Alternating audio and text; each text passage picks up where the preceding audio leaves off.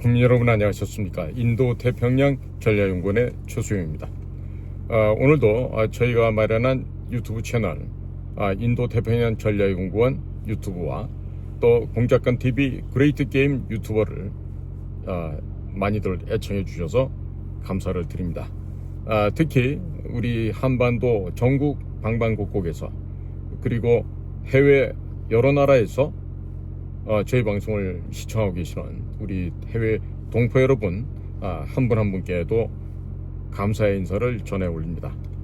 자, 지금 미국에는 National Intelligence Community 국가 정보 공동체라는 것이 16개 정도 존재를 합니다. 그리고 2001년 9.11 테러 사건 이후에 전체 국가 정보 공동체를 통합 운영 관리하면서 매일 아침 각 정보기관으로부터 취합된 정보 보고를 대통령께 보고하는 데일리 프레지던트 브리핑이라고 하는 시간이 있습니다. 그 일을 도맡아서 아침마다 백악관의 대통령께 보고하는 사람이 바로 국가정보장 DNI입니다. Director of National Intelligence. 지금 미국에는 털시 게버드라고 하는 DNI 국가정보장이 현재 그 역할을 담당하고 있고, 이 털시 게버드는 최연소 연방 하원 의원으로 국민으로부터 선택을 받은 아주 독특한 경력이 있을 뿐 아니라 현역 군인으로서 최전선의 전장에서 동료들과 함께 전투를 했던 그런 예비역 중령입니다. 자, 이와 같은 다양한 경험을 갖고 있었고, 또 민주당에서 소속돼 활동을 하다가 본인의 신념에 따라서 미군이 시리아에 개입했던 부분들까지도 양심에 따라 정직하게 이야기를 하고, 이전에 NSA에서 있었던 스노우든이라고 하는 젊은 청년이 조직에서 인지한 국가 기밀을 밖에 나와서 발표를 하고 러시아로 망명했던 이런 사고도 있었습니다만은, 그런 일련의 중요한 사건들에 대해서도 본인의 의지대로 양심대로 이야기를 하는 대단한 강골 여성이라고 할 수 있습니다.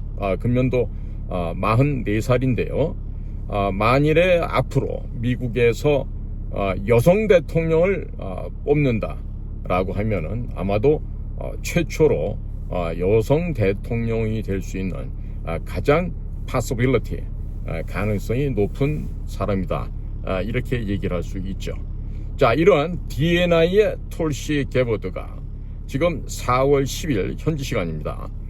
미국 워싱턴 DC에서 열린 장관급 내각 회의에서 아주 의미심장한 얘기를 했습니다. 뭐라고 했냐면, 해커가 투표 결과를 조작하기 위해서 악용하는데 취약하다는 증거를 가지고 있다. 다시 한번 얘기합니다. 해커가 투표 결과를 조작하기 위해 악용하는데 취약하다는 증거를 가지고 있다. 이것처럼 발언을 했습니다. 자, 지금 미국 정보당국의 수장이라고 하는 DNI 국가정보장이 해킹에 의한 선거 조작의 증거를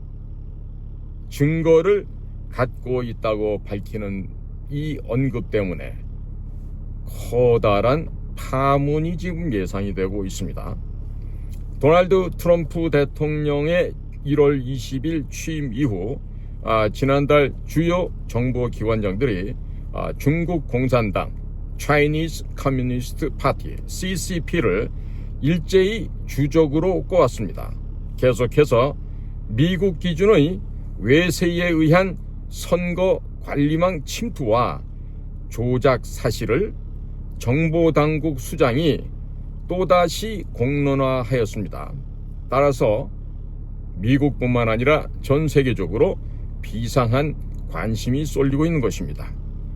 털시 게버드 국가정보장 DNI는 4월 10일 현지 시간으로 미국 워싱턴 DC에서 열린 장관급 내각 회의에서 전자투표 시스템이 오랫동안 해커들의 공격에 취약했고 해커가 투표 결과를 조작하기 위해 악용하는 데 취약하다는 증거를 가지고 있다라고 도널드 J. 트럼프 대통령에게 보고를 하였습니다.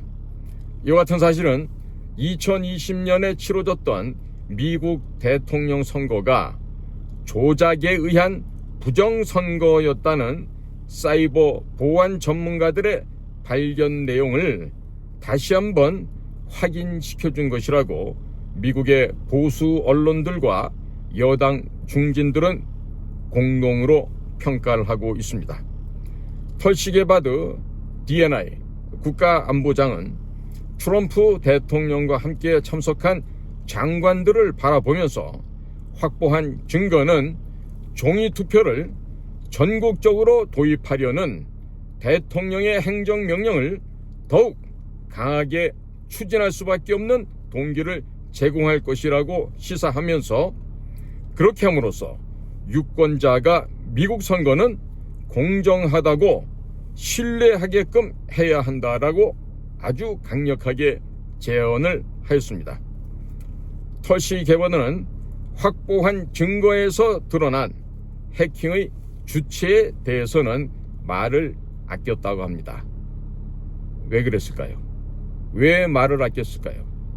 이것이 지금 이 순간에 바로 등장을 하게 되면 순식간에 갖고 올 후폭풍이 너무나도 거셉니다. 그래서 일단은 그 해킹의 주체에 대해서만큼은 일단은 말을 신중하게 지금 하고 있는 것입니다. 바이든 정부 말기인 작년 2월에 국가정보장 DNI가 펴낸 41쪽 분량의 연례 위협 평가 보고서 ATA라 그럽니다. Annual Threat Assessment. 이 연례 위협 평가 보고서는 중국을 비롯한 이란, 러시아 등의 미국 선거 개입 시도와 가능성을 강력하게 공개적으로 경고하였습니다. 그러나 금년 2025년 3월 트럼프 행정부에서 국가정보장 DNI가 펴낸 연례 위협평가 보고서에는 중국, 러시아, 이란 등 적성국의 위협 동향을 평가하면서도 선거 항목만 쏙 빠져 있었습니다. 예측에 따른 결과물을 아예 언급하지도 않고 통째로 삭제, 빼버린 것으로 보여집니다. 이런 가운데 미국의 16개 국가정보 공동체를 총괄하고 있는 정보수장 DNI가 선거 조작 증거를 확보했다라고 발언을 하면서 그동안 미국의 정보당국이 별도로 묶어 관리해온 선거 개입 증거의 일부이자 애시당초 연례 위협 보고서에 담길 모종의 내용을 우회적으로 암시한 것이 아니겠느냐라는 합리적 해석이 나오고 있습니다. 털시 게바드 DNI의 보고는 전자투표의 안정성에 관한 정가 안팎에서 일어나고 있는 회의론이 점차 확산하는 추세 속에서 나온 것이어서 더욱더 각별한 관심을 끌고 있습니다.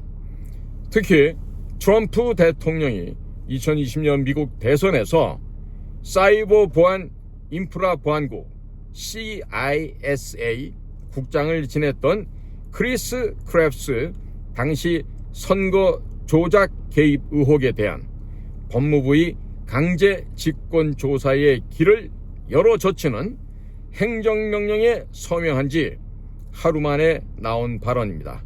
자, 여기서 CISA는요 바로 Cyber Security and Infrastructure Security Agency입니다. 그러니까 사이버 보안 및 인프라 보안국, 이렇게 우리말로 번역할 수 있겠죠. 자, 여기서 이 CISA 크랩스 전 국장은 2020년도 미국 대선이 역대 가장 안전한 선거였다고 부정선거 규명 의지를 천명한 트럼프 행정부를 지속해서 비난해왔던 인물입니다. 정작 그가 몸담았던 CISA는 미국 선거 시스템이 중국을 비롯한 외세의 침투에 약하다는 보고서를 발간해서 눈길을 끌었던 것입니다. 자, 미국의 탐사보도 매체 가운데 The Gateway 푼딧이라는 GP라고 나온 이런 조직이 있는데, 이 The Gateway 푼딧에서 입수했던 2020년 CISA 보고서에 따르면 CISA는 선거 인프라의 위험성과 취약성을 평가한 결과 무려 76%가 스피어 피싱에 취약한 것으로 평가를 했습니다. 자, 여기서 스피어 피싱이라고 하는 것은요, 이메일 악성 코드로 정보를 탈취하는 이런 사례를 말합니다. 그러니까 이메일을 보내서 상대편이 그 이메일을 열어보면 그 안에 같이 보낸 스파이웨어나 또 다른 악성 코드가 심김으로 인해서 상대편 컴퓨터로부터 이렇게 정보를 탈취해 갈 수 있는 것이죠. 자, 이것은 사실상 한국의 선거관리위원회처럼 마음만 먹으면 뻥뻥 뚫릴 수 있는 낮은 보안 수준의 이야기가 된다, 이렇게 볼 수가 있습니다. 국가정보원, 국정원의 합동보안점검이 2023년 7월 중순에서 9월 중순까지 있었고, 그해 23년 10월 10일 날 국정원 제3차장 백종욱이 나와서 관련된 결과를 국민들 앞에 보고한 적이 있습니다. 자, 그 당시 한국선거관리위원회의 보안 수준은 100점 만점에 100점이라고 허세로 부렸지만 실제는 31.5점이라는 정말 형편없는 점수를 받아서 최악인 것으로 이미 입증된 바 있었습니다. 자, 미국의 CISA 사이버 보안 및 인프라 보안국은 중국의 침투에 주목을 하고 있습니다. 트럼프 후보가 당선된 직후 2024년 12월 국토안보부 DHS죠. Department of Homeland Security입니다. 이 국토안보부와 공동으로 중국 공산당의 연합 사이버 군대가 구글, 애플, 버라이전, 컴캐스트 등과 같은 미국 인터넷 서비스 제공 기업의 데이터 센터, 라우터, 서버를 강제 점령하고 파괴하고 있다고 경각심을 일깨우면서 대응 가이던스를 공개한 곳 역시 CISA였습니다. 트럼프 행정부의 선거 진실성 회복 대책은 곳곳의 저항에 부딪히면서도 현재 속도를 내고 있습니다. 자, 선거 진실성은요, Election Integrity라고 해서 과연 이 선거가 얼마나 거짓 없이 부정 없이 정확하고 진실되게 치러지고 있느냐를 갖다가 조사하는 그 척도가 되겠죠. 자, 이에 앞서서 트럼프 대통령은 4월 8일 공화당 의회위원회 NRCC라 그럽니다. National Republican Congressional Committee라고 하는 NRCC 만찬에 참석을 해서 종이 투표로 복귀해야 된다. 당연히 당일 투표해야 된다. 유권자 신분증, 시민권 증명서 등 폭넓은 선거 개혁안을 의회에서 통과시켜야 함을 당부하였습니다. 트럼프 대통령은 전자투표 기계 비용의 8%로 선거를 치르고서도 정확하게 개표할 수 있다. 공화당 주지사들은 무엇을 기다리고 있는 것인가? 조작과 혼란의 기회를 없애는데 누가 반대할 수 있겠는가라고 따져 묻고 있으면서 주별로 조속하게 신속하게 시행에 들어갈 것을 거듭 촉구하였습니다. 이 같은 관점은 트럼프 행정부 강요들의 한결같은 인식이기도 합니다. 미국 정부 차원의 지난 선거 부정 규명은 트럼프 대통령 임기 내에 예고된 수순이라는 합리적인 관측이 제기되고 있는 배경이 됩니다. 일론 머스크 정부 효율부, DOGE죠. Department of Government Efficiency, 이 정부효율부 장관은 지난해 2024년 6월 전자투표기를 없애야 한다라고 단계적 폐지를 주문한 뒤에 해커나 인공지능에 의한 해킹은 비록 작은 때일지라도 그 위험성, 리스크가 대단히 크다라고 X에서 경고한 바가 있습니다. 일론 머스크는 당시 무소속 대통령 후보였던 로버트 F. 케네디 주니어, RFK 주니어라고 합니다. 이 RFK 주니어가 푸에르토리코 선거에서 전자투표 관련 수백 건의 투표 부정행위에 대해 언급하자 이같이 댓글을 달아서 주목을 받은 적이 있었습니다. 트럼프 정부에서 연방보건사회복지부 장관을 맡고 있는 RFK 주니어는 당시에 다행히도 종이투표 기록이 남아있어서 문제를 발견해 집계 결과를 정정할 수 있었다. 종이투표 기록이 없는 선거구에선 어떻게 되겠는가? 미국 시민은 자신이 행사한 표가 모두 집계되고 선거는 해킹될 수 없음을 알 필요가 있기에 선거에 대한 전산 개입을 피하기 위해서는 종이투표로 돌아가야 한다고 강조한 바 있습니다. 자, 그런데 인도라는 나라의 반응이 참으로 흥미롭습니다. 인도는 트럼프 대통령의 취임 직후 선거 부정 의혹 발언으로 한 차례 발칵 뒤집힌 바가 있었는데 이후에 인도 내부적으로 선거 부정을 화두로 진통을 겪어온 가운데 이번 털시 게버드 DNI 국가안보장의 발언으로 또 한 번 내홍에 빠진 뒤숭숭한 분위기를 인도 주류 언론들이 일제히 보도를 하고 있습니다. 인도 선거관리위원회는 전자개표기가 해킹당하기 쉽다는 주장을 일축을 합니다. 이렇게 일축하면서 전산 조작에 의한 결과 뒤집기는 불가능하다고 반박을 합니다. 한국하고 비슷하군요. 이 인도 선거관리위원회 관계자는 우리 전자개표기는 어떤 네트워크 또는 와이파이에도 연결되지 않고 간단하고 정확한 계산기처럼 작동을 한다. 전자개표기는 인도 대법원과 여러 정당으로부터 여러 단계에 걸쳐 검증받았다라고 주장하고 있습니다.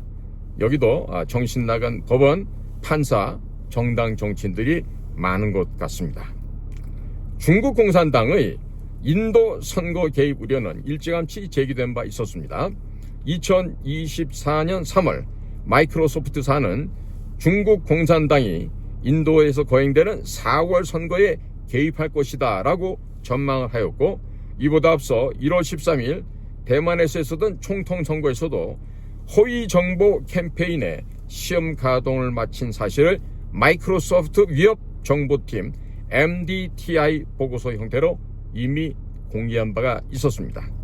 중국 공산당이 국가 자본과 인해 전술을 앞세워서 생존을 위한 파상 공세의 일환으로 선거 개입을 시도한다는 우려는 과거 20여 년간 점차 실제적으로 증명되어 왔었습니다. 자, 이렇게 미국의 정보 커뮤니티는 이 중국 공산당의 이 실증적인 위협에 대해서 아주 위험천만하다라고 지금 평가를 하고 있습니다. 더 게이트 펀디스에 따르면 크리스토퍼 레이, 이미 사임한 FBI 연방수사국 국장이었죠. 이 크리스토퍼 레이도 중국은 다른 주요 국가들을 합친 것보다도 더 큰 규모의 해킹 프로그램을 가동하고 있다. 실제 중국 해커의 수는 FBI 사이버 요원과 정보 분석가의 수를 합친 것보다 최소 50배 이상 많을 것이라고 강력하게 경고를 했던 바가 있습니다. 자, 여기서 재미난 것은 한국입니다. 한국 유독 한국만 평온한 상태를 유지하고 있습니다. 좌편향 논란에 끊임없이 휩싸여온 국내 주류 언론들은 4월 10일 오후 10시 현재 시간까지 미국 16개 정보기관을 총괄하는 국가정보장 DNI 털시 게버드의 충격적인 발언을 대부분 외면하고 있습니다. 자, 특히 레가시 미디어라고 하면서 자기들이 무슨 정통 언론이라고 떠드는 이 쓰레기 언론들은요, 어느 곳에서도 이 사실을 보도하지 않고 있습니다. 한편 털시 게버드 미국 DNI 국가정보장은 지난달 26일, 그러니까 3월 26일이죠. 미국 워싱턴 DC 연방의사당에서 열렸던 상하원 정보위원회 청문회 석상에서 전 세계 패권국 지위를 노리는 시진핑 체제의 중국은 적성국 가운데 가장 능력을 갖춘 전략적인 경쟁자로 평가된다. 즉 영어로 Most Capable Strategic Competitor 라고 이렇게 평가를 했습니다. 자, 중국 공산당을 사실상 주적 개념으로 못 받고 있는 것이죠. 자, 지금 현재 대한민국의 상황은 어떻습니까? 대한민국은 아직도 중국 공산당을 주적으로 지적을 못하고 있죠. 지금 여당이라고 하는 국힘당 안에서조차도 한중 의원연맹에 가입을 해 있고, 또 개인적으로 집안에서 하는 기업들은 중국 공산당과 연계된 기업들과 같이 땅 따먹기를 하고 있고, 같이 기업 비즈니스를 하면서 나눠먹기를 하고 있습니다. 뿐이겠습니까?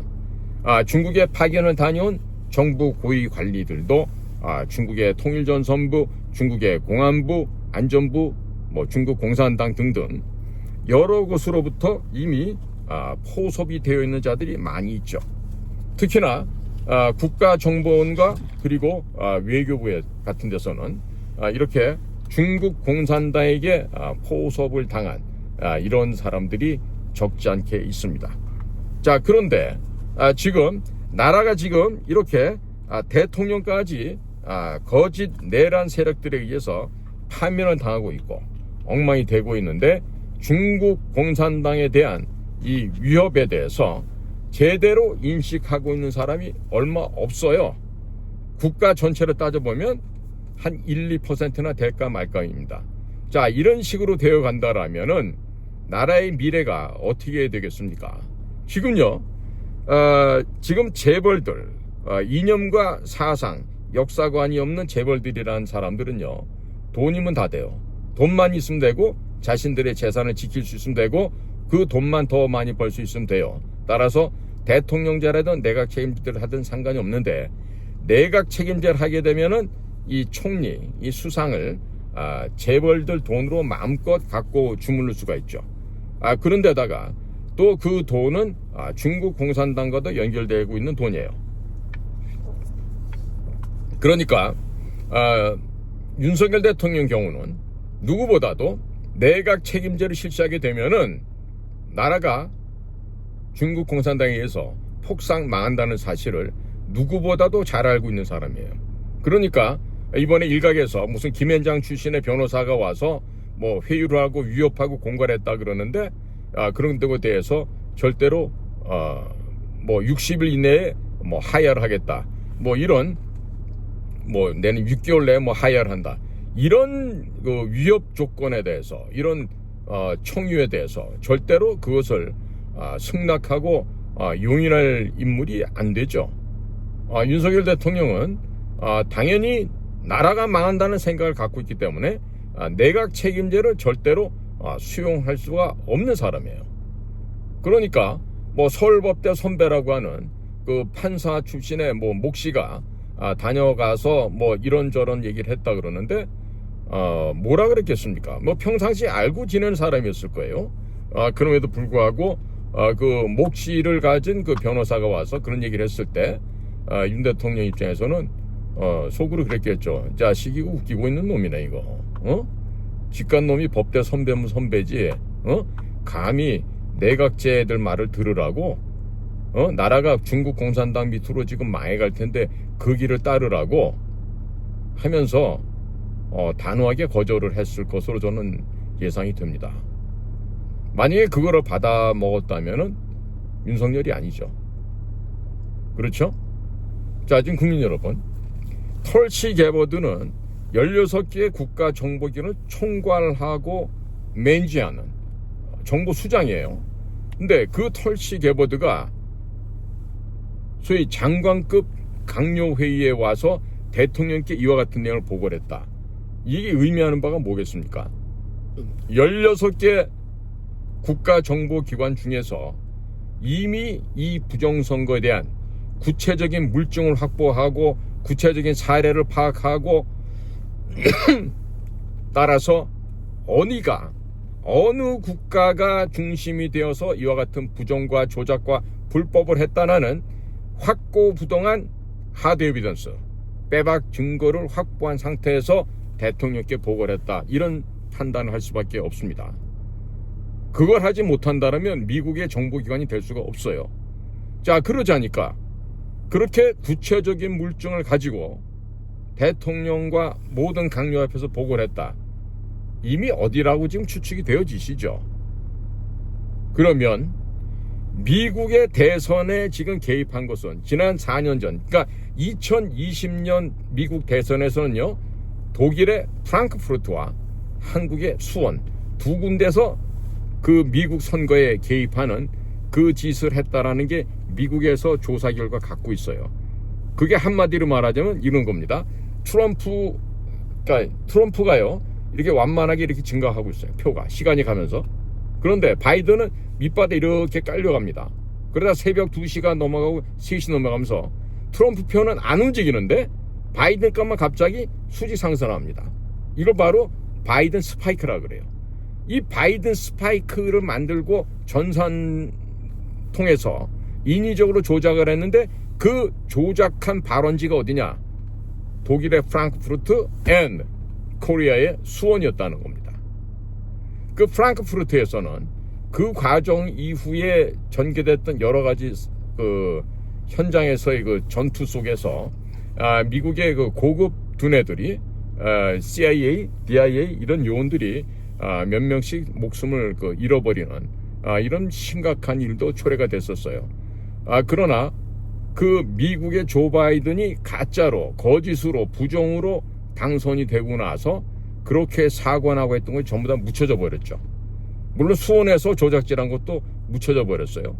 자, 그런데 지금 제가 다른 루트로 통해서 듣는 정보는요, 그러니까 2024년 작년도 11월 5일 날 있었던 미 대통령 선거에서 또 외부에서 전산 침투가 들어오고 해커들의 장난이 있었는데 그 발원지가 어디였다? 바로 대한민국 경기도 수원에서 시작이 된 모종의 움직임이 있었다는 거죠. 그럼 미국이 다 알고 있어요. 지금 알고 있다고. 그러면 오늘 대통령 내란죄로 지금 형사재판이 시작이 됐죠. 지금 윤석열 대통령 본인이 직접 설명도 하고 오늘도 아주 여유 있는 모습을 보였다는데, 과연 내란죄로 처벌을 받으면 무기징역 내지는 사형인데 윤석열이라고 하는 인물이 어떻게 저렇게 당당하고 자신만만하고 여유가 있을 수 있죠? 한덕수 총리님의 권한대행을 하면서 한덕수 권한대행의 출마설도 나오면서 저는 이런 생각이 들기도 합니다. 여러 가지로 좀 해석하는 분들이 많을 거예요. 어디에서는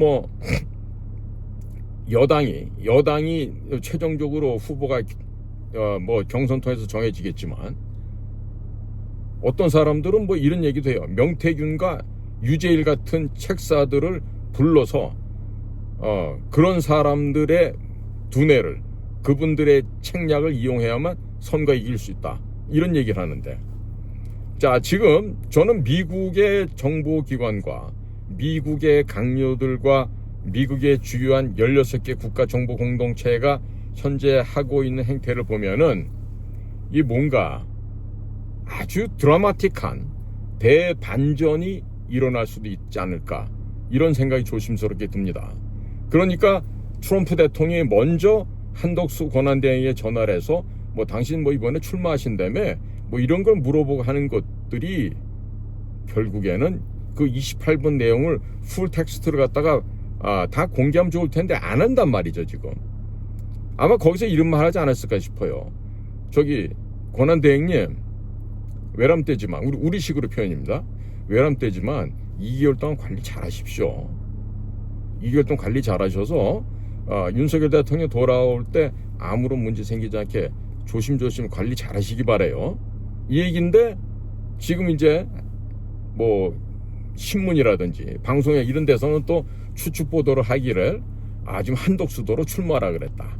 한덕수가 지금 뭐 여당에서 최종 후보가 정해지면 그쪽 가서 최종적으로 경선해서 아마도 나와서 관리형 통합 타이틀 대통령이 되지 않겠는가, 이런 막 추측들 하고 있는데, 좀 더 가능성을 열어두고 좀 더 멀리 보면서 그리고 좀 심사숙고를 해야 되는 게 필요하다고 봅니다. 옛말에 임무원료하면 난성대업이다, 이런 말이 있습니다. 사람이 멀리 사려 깊게 보고 생각하고 판단하지 못하면 대업, 큰 일을 이루는 데는 대단히 어렵다, 불가능하다, 이런 얘기겠죠. 응? 자, 그러니까 국민 여러분, 제가 오늘 저녁에 이런 지금 방송을 갖다 좀 이렇게 또 찍는 이유가 있어요.